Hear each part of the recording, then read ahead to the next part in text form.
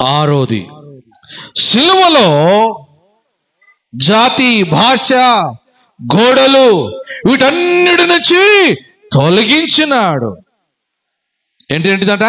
సిలువలో జాతి, భాష, గోడలను, ఇదిగో మన ముందున్న గోడలను, అనగా పాపముతో కలిగిన గోడలను ఆయన తొలగించినాడట. హల్లెలూయా.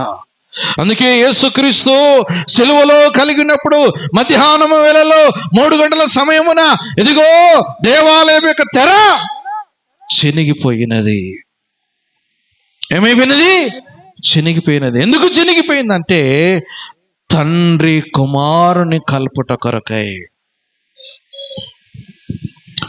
మానవులైన మనలను ప్రేమించేందుకు నీకు ఏదైతే అడ్డుగోడగా కలిగినదో ఆ అడ్డుగోడ